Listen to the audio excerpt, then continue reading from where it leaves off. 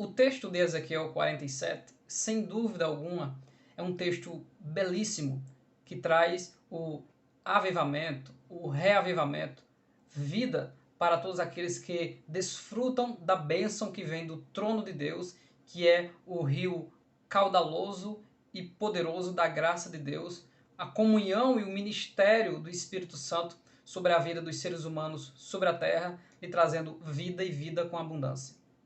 Neste vídeo nós iremos falar como interpretar Ezequiel 47, como usar este capítulo da Bíblia Sagrada de maneira harmoniosa e teologicamente correta, a fim de interpretarmos tanto para a nação étnica do povo de Deus primeiramente escolhido, que é Israel, assim também como para todos nós e essas visões gloriosas que Deus se utilizava da vida do profeta Ezequiel para que ele anunciasse essas divinas revelações e que tem uma aplicação muito profunda para a nossa vida.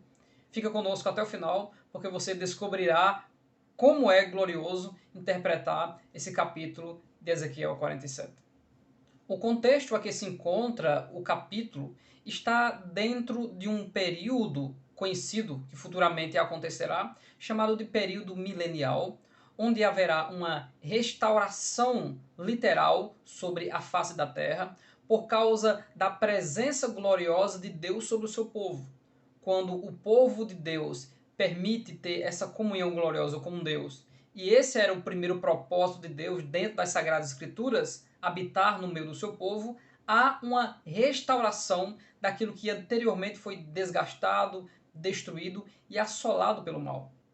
O período do milênio é marcado pela prisão do diabo, é marcado também pelo cumprimento das promessas de Deus à nação de Israel, e o capítulo 47 se divide em duas partes: o processo de purificação das águas que vai até o Mar Morto, e também a partir do versículo 13, que fala sobre as fronteiras da terra de Israel, onde haverá um cumprimento, ou um clímax do cumprimento das profecias para a nação de Israel no tempo do milênio.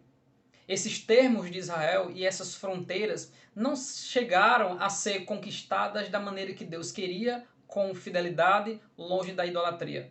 O rei que mais se aproximou disso, falando geograficamente, foi o rei Salomão.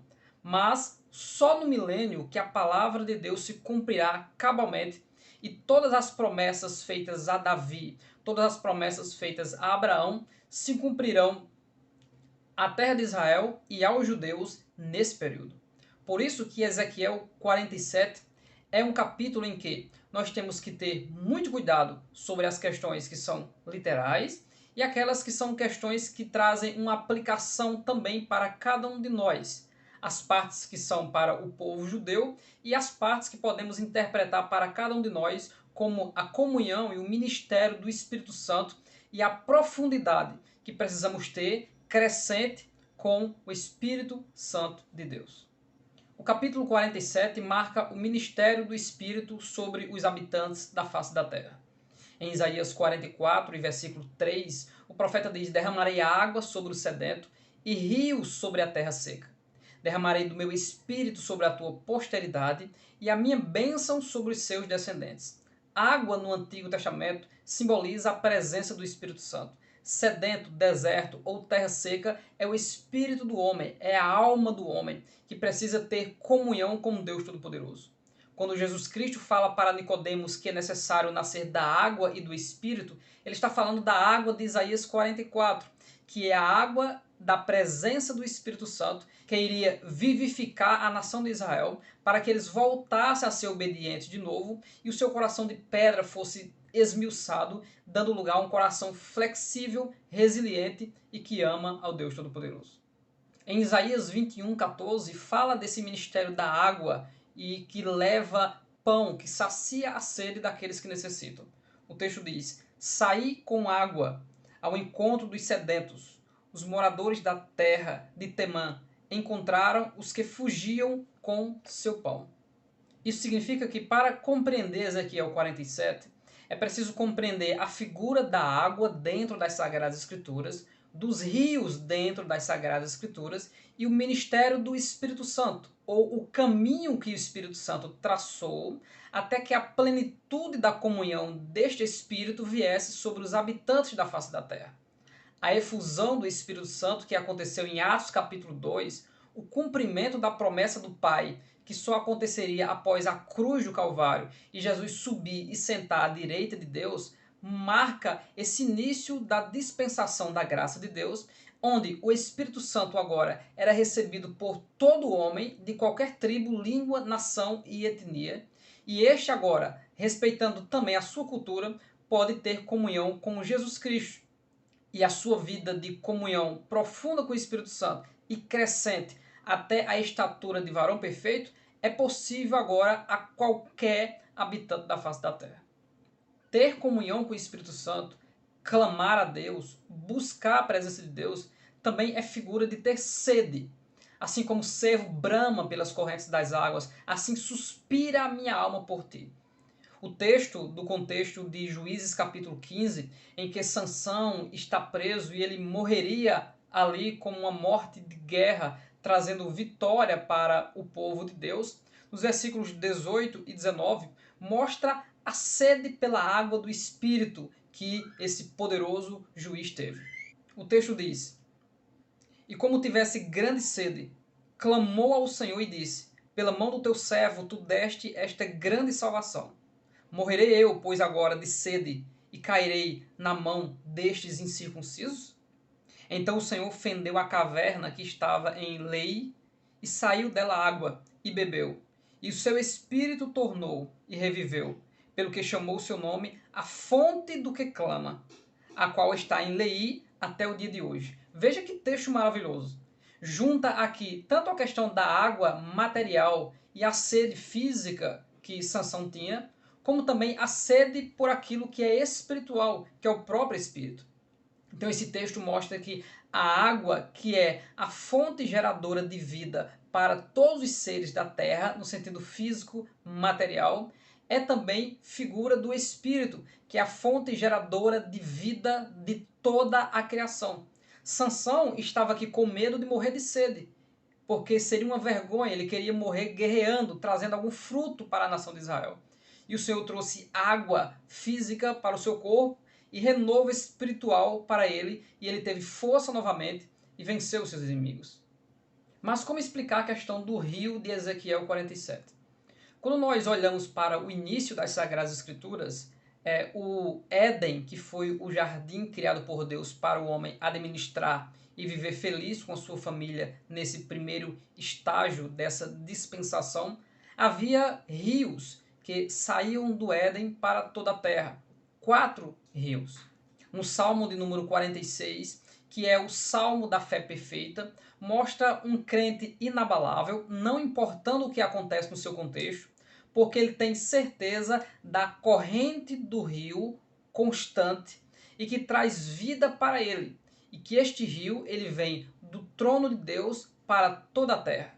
O texto diz: há um rio cujas correntes alegram a cidade de Deus, o santuário das moradas do Altíssimo. Deus está no meio dela, ou seja, está falando da presença de Deus no meio do seu povo, e que essa água, que simboliza o Espírito de Deus, que sai do trono de Deus, representado pelo templo construído aqui na terra, pela Arca da Aliança, que é a figura do verdadeiro trono lá de cima, simplesmente é uma figura de Deus em comunhão com os habitantes da terra. Deus em comunhão com aqueles que temem ao seu santo nome.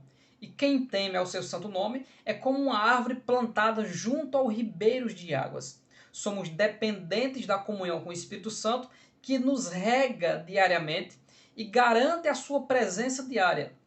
Jesus Cristo disse: eis que estou convosco todos os dias, até a consumação dos séculos. Estar conosco todos os dias simboliza que eu me comunico com Jesus Cristo todos os dias através de uma vida de oração, e isso faz com que eu esteja com Ele. Porque o próprio Senhor Jesus Cristo disse que se nós o negarmos, Ele também nos negará diante dos homens. A primeira coisa que nós precisamos compreender sobre o rio literal no período do milênio segundo Zacarias capítulo 14, versículo 8, que diz: naquele dia também acontecerá que ocorrerão de Jerusalém águas vivas, metade delas para o mar oriental e metade delas para o mar ocidental. No estio, no inverno, sucederá isso. Ou seja, o rio ele é constante. Pode ser inverno, pode ser estiagem, mas o rio sempre permanecerá lá. Por quê? Porque o rio que simboliza o Espírito Santo, ele procede do Pai, segundo João capítulo 15, versículo 26, e Lucas capítulo 24, versículo 49.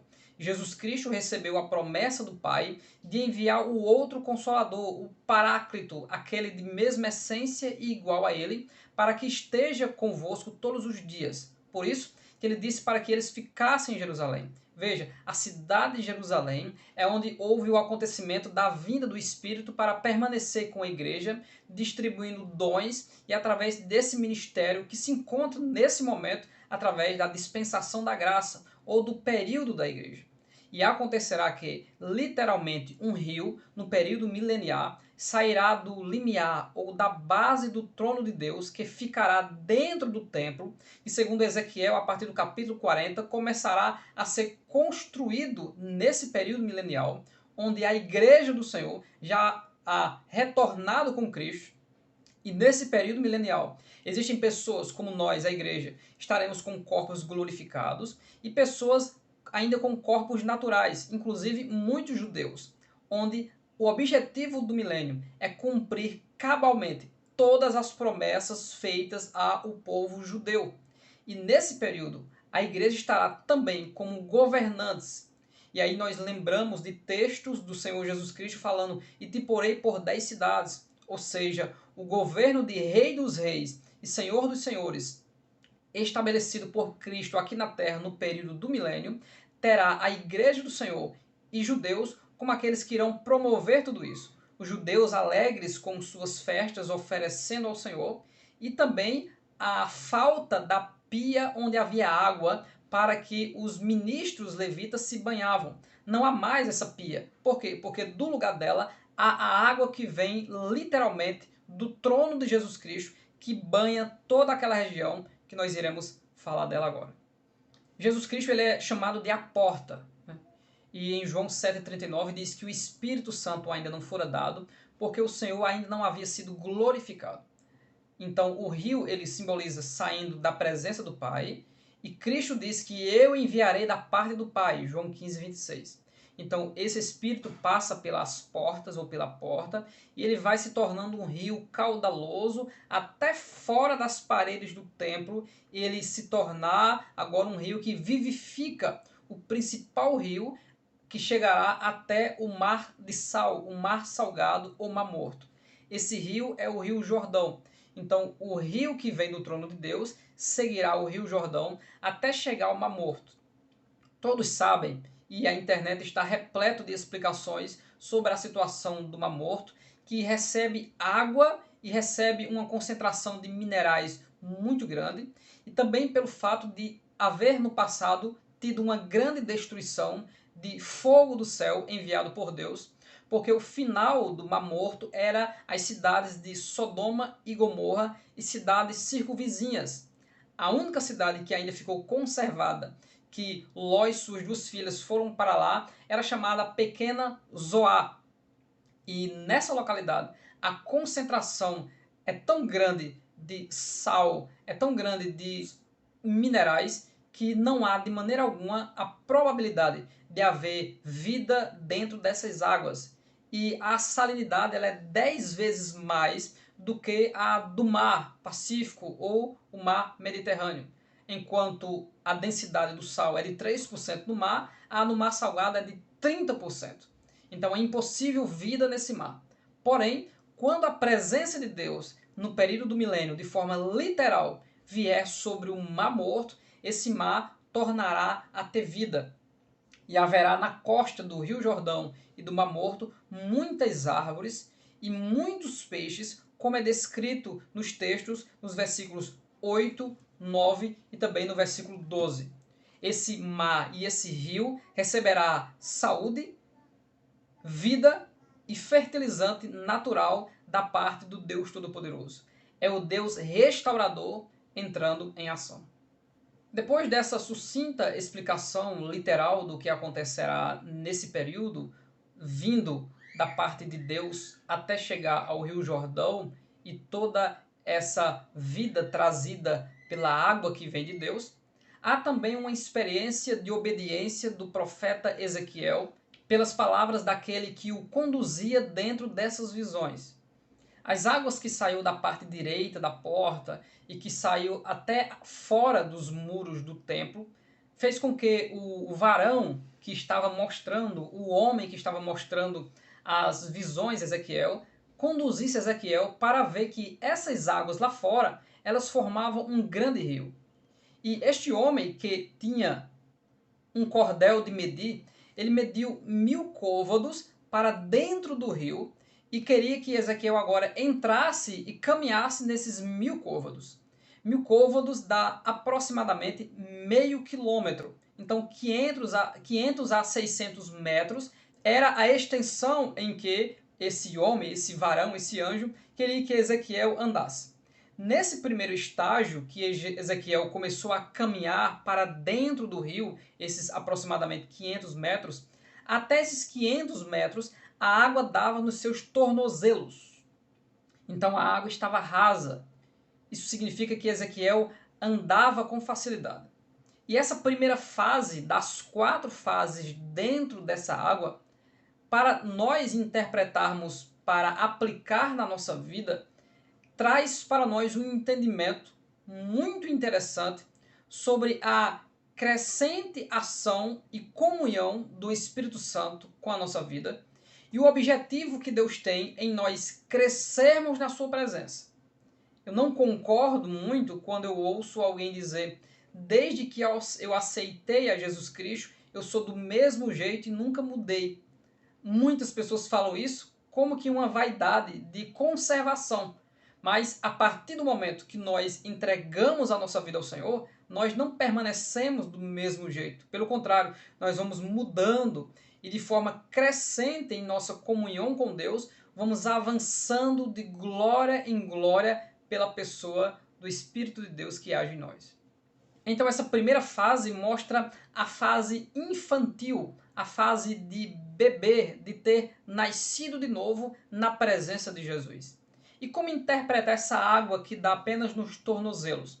Isso significa que nós somos muito leves no nosso caminhar e podemos facilmente decidir as nossas direções, e a influência dessa água sobre os nossos pés é muito pouca, porque nós levantamos os pés e nos direcionamos sem sentir muito a resistência, a ação ou o direcionamento dessa água que está dando lá nos meus pés, lá nos tornozelos.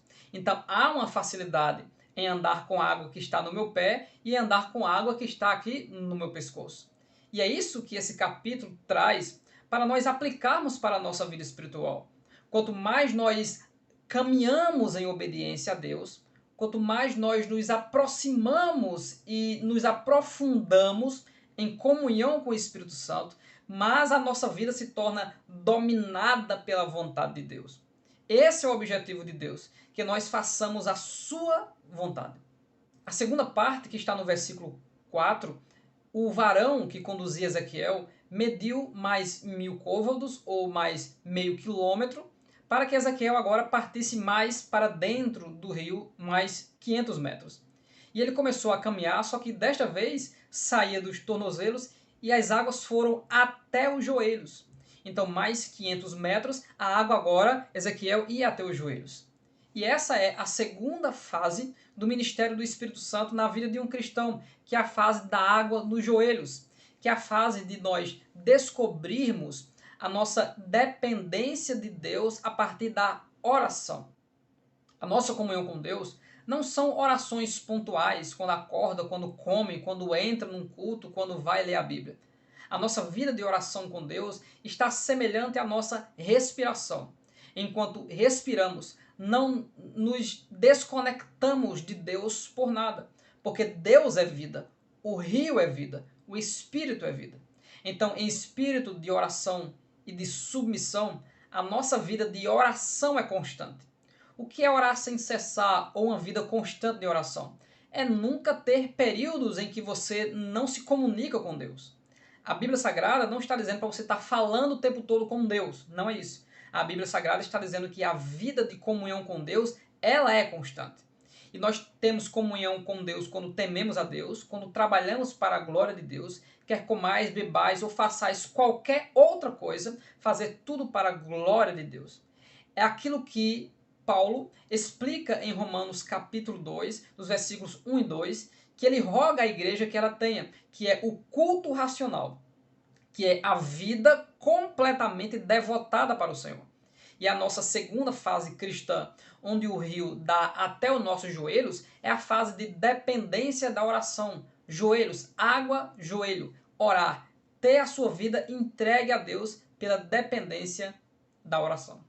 Ainda no versículo 4, mais 500 metros são medidos de rio adentro e Ezequiel continua a sua caminhada e a sua comunhão com o rio, e as águas agora sobem dos joelhos para os lombos. Lombo, falando do nosso corpo, é a altura da cintura ou dos rins.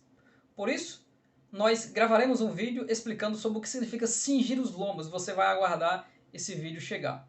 Mas, quando nós vamos para Êxodo capítulo 30, dos versículos 17 em diante, o texto fala sobre a pia de cobre, e essa pia de cobre ela será colocada antes que os ministros entrem para ministrar dentro do santuário, e Arão e seus filhos, como diz o versículo 19, lavarão as suas mãos e os seus pés quando entrarem na tenda da congregação. Se lavarão com água para que eles não morram, ou seja, símbolo de purificação. Então eles estão se purificando para ministrarem ao Senhor. Você encontrará um outro episódio semelhante lá em Zacarias capítulo 3, quando um sumo sacerdote chamado Josué entrou para ministrar, só que ele estava sujo. E assim o anjo de Deus, o livrando das mãos de Satanás, que apareceu ali próximo ao altar do incenso, exortou ele a se lavar antes de ministrar. E que fase é essa? E que terceira fase é essa do ministério do Espírito na nossa vida, quando a água chega aos lombos? É a fase do serviço e do ministério. Quando nós passamos por processos de purificação, de receber o Espírito, de receber dons, de receber capacitação de Deus, e nos purificamos para servir ao Senhor. Todos aqueles que se entregaram ao Senhor e deixam que o Espírito Santo o capacite e o transforme em uma nova pessoa, estão aptos a exercer um ministério. A igreja ela é multiministerial e ela tem diversos ministérios e serviços para o povo de Deus. E aquele que chama e capacita é o Espírito Santo de Deus. É ele quem distribui os dons, é ele quem opera tanto querer e efetuar. E para isso, precisamos passar por este processo de purificação e de capacitação do Espírito de Deus. Então, a quarta e última fase do processo de Ezequiel adentrar sobre o rio está no versículo 5, onde o texto diz: "E mediu mais 1000 e era um ribeiro, que eu não podia atravessar, porque as águas eram profundas, águas que se deviam passar a nado, ribeiro pelo qual não se podia passar. E me disse: Viste, filho do homem? Então me levou e me tornou a trazer à margem do rio." É muito interessante essa parte, porque depois que a água estava aos lombos, foi medido mais 500 metros. Quando ele foi adentrando os 500 metros, a água entrou até chegar em um ponto em que ele não conseguia mais caminhar dentro do rio. E para isso ele precisava nadar. É nessa fase da nossa comunhão com Deus que nós estamos completamente dependentes do Espírito e nós aprendemos, através dos processos da vida, a unicamente fazer a vontade de Deus. A nossa vontade não é mais a nossa vontade. Os nossos projetos e sonhos não são mais os nossos projetos e sonhos. Não é aquela teologia motivacional em que Deus vai me ajudar a eu viver a vida que eu quero. Não é isso. É totalmente o contrário.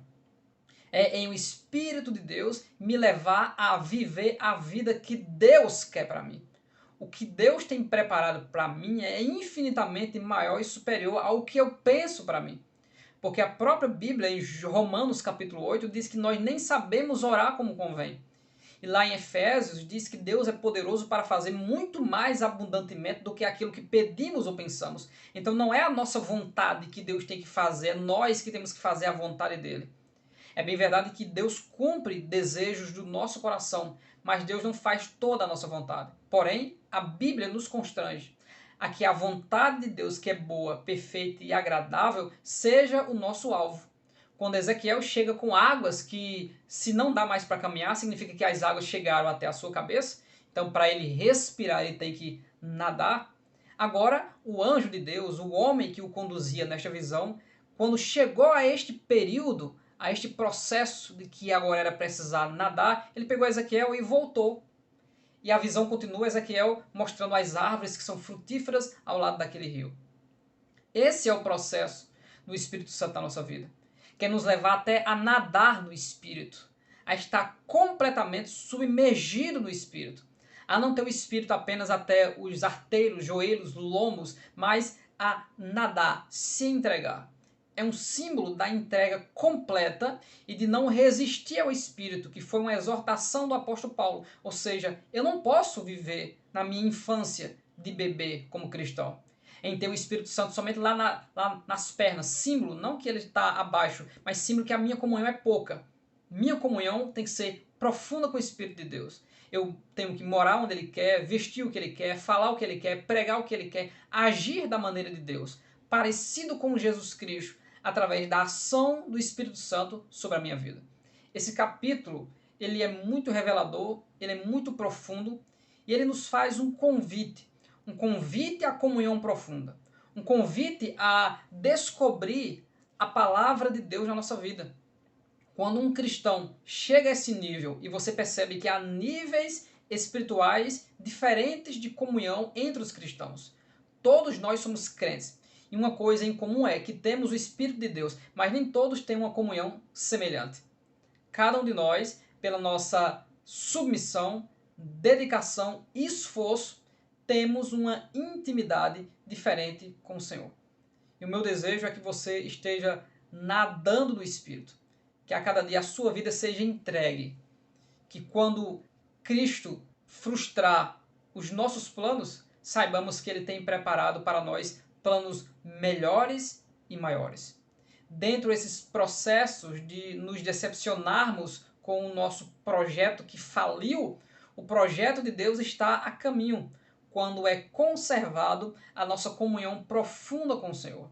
Vida de oração, vida de ministério, vida de nadar na presença de Deus e de perceber que a fluente do rio sobre a nossa vida traz vida e vida com abundância.